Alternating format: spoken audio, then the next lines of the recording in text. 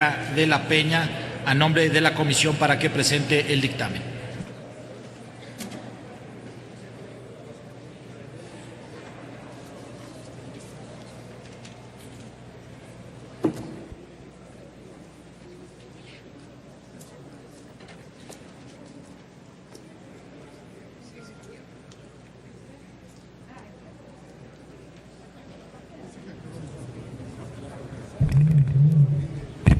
Con su venia, señor presidente, señoras senadoras, señores senadores. Las Comisiones Unidas de Derechos Humanos, de Justicia, de Gobernación y de Estudios Legislativos concluimos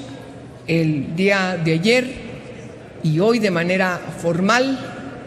uno de los procesos legislativos más importantes de los últimos años en materia de derechos humanos,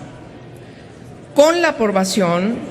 de las modificaciones al decreto aprobado por el Senado en abril del año pasado, a través del cual se expide la Ley General para prevenir, investigar y sancionar la tortura y otros tratos o penas crueles, inhumanos o degradantes, y se reforman y adicionan y derogan diversas disposiciones normativas relacionadas. Contaremos con un marco jurídico fortalecido que brindará una mayor protección a ciudadanas y ciudadanos frente a la tortura y otros tratos crueles, inhumanos o degradantes. En opinión de la Oficina en México del Alto Comisionado de las Naciones Unidas para los Derechos Humanos y del señor Juan Méndez, hasta hace poco relator especializado en Naciones Unidas en esta materia, el dictamen que hoy ponemos a su consideración es acorde a los estándares internacionales y constituye un importante instrumento legal que, de implementarse efectivamente, contribuirá de manera decidida a superar los retos que el país enfrenta en el combate y la erradicación de esta aberrante práctica. En razón de lo anterior, aceptamos adicionar una fracción sexta al artículo 6 a efecto de que se enuncie expresamente como un principio normativo de la ley la prohibición absoluta de la tortura y los tratos o penas crueles, inhumanos o degradantes. En nuestra opinión, dicho principio refuerza la prohibición estricta, completa, incondicional e imperativa de dichos delitos y ayudará a orientar y dotar de mayor certeza tanto el actuar de los órganos ejecutivos como las resoluciones del Poder Judicial. En el artículo 13 aceptamos modificar el segundo párrafo del precepto en mención a efecto de armonizar las reglas de responsabilidad penal correspondientes a los superiores jerárquicos. Al respecto, estimamos oportuno que el segundo párrafo del precepto sea modificado a efecto de que los superiores jerárquicos sean considerados autores del delito de conformidad con lo previsto en la legislación penal aplicable, lo cual, dicho sea de paso, atiende la inquietud externada en el sentido de que un superior jerárquico no solamente podría ser considerado responsable cuando ordenará a otro la comisión del ilícito. Igualmente, aceptamos la modificación al artículo 14 que emprendió la Cámara de Diputados en la revisión de nuestra minuta, donde se elimina la redacción que establece que se entenderá por tentativa punible del delito de tortura cuando el sujeto activo hubiese iniciado su ejecución sin que éste se hubiese consumado por causas ajenas a su voluntad o cuando el sujeto activo hubiese ordenado a otro la comisión del delito y por causas ajenas a su voluntad éste no se hubiera consumado. Quienes formamos parte de las comisiones dictaminadoras coincidimos en que resulta viable la eliminación del segundo párrafo del artículo 14 contenido en el dictamen a fin de evitar una eventual interpretación equivocada con lo previsto en el artículo penal federal pueda derivar en una antinomia. En el artículo 16 aceptamos la modificación a su párrafo segundo y además aceptar la adición de un tercero a fin de garantizar que los servidores públicos investigados o vinculados a proceso no puedan interferir u obstaculizar las investigaciones.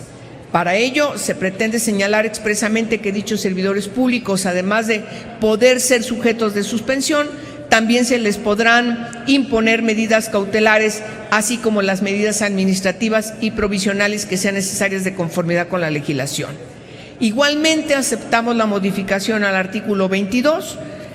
igualmente el artículo 33, que por obviedad del tiempo voy a permitirme brincarme en las particularidades, voy a integrar de manera íntegra esta intervención para que sea publicada en el diario de debates. Permítame, presidente, simplemente emprender la redacción de manera general. Me detendré en algunas particularidades para en todo momento no pasarme del tiempo previsto por el reglamento. El artículo 35, igual aceptamos la modificación de su fracción séptima, igual en el 39. En el 43 es importante que se precise la hipótesis prevista en la parte final del artículo, ya que solo debe referirse a aquellos casos en donde exista queja en trámite ante la Comisión Nacional de los Derechos Humanos o en los organismos de protección de los derechos humanos. Igual la modificación del artículo 45. Y respecto a la modificación del artículo 50, se hace uno de los cambios más relevantes. Algo en lo que no fue posible transitar aquí en el Senado, y que afortunadamente en la Cámara de Diputados encontramos, y lo debo decir además felicitando que haya habido esta actitud de recapacitación por parte del gobierno, y finalmente en la Cámara de Diputados se acepta la modificación. Me refiero al establecimiento expreso de la exclusión de toda prueba obtenida a través de la tortura u otras violaciones a derechos fundamentales. Prácticamente la minuta que sale del Senado de la República, como yo lo señalé en su oportunidad, esta parte no habíamos logrado los consensos y lo manifestamos en su momento esta preocupación. Sin embargo, ahora en la Cámara de Diputados se establece que también todas aquellas obtenidas, las pruebas me refiero, por medios legales, pero derivadas de dichos actos, no serán de ninguna manera reconocidas como una exclusión de la prueba. Lo anterior es acorde a la obligación internacional del Estado mexicano previsto en el artículo 15 de la Convención contra la Tortura y otros tratos o penas crueles, inhumanos o degradantes, la cual prevé la norma denominada regla de exclusión, misma que busca salvaguardar el derecho al debido proceso y generar un poderoso mecanismo para desincentivar el empleo de la tortura. En este sentido, también nos parece importante la eliminación de la última parte del párrafo primero, así como el texto del párrafo segundo. Adicionalmente, se propone incluir un segundo párrafo en el cual se establezca que las pruebas únicamente podrán ser admitidas y valoradas en juicio en aquellos casos en que se solicite su inclusión a fin de probar los hechos de tortura u otras violaciones a derechos humanos de los que fue objeto una persona. En nuestra perspectiva, las modificaciones a este artículo, sin lugar a dudas, representan uno de los avances normativos más significativos en la lucha contra la tortura y la impunidad en nuestro país. Por lo que corresponde al artículo 58, es importante añadir que el Secretariado Ejecutivo no debe valorar estos casos concretos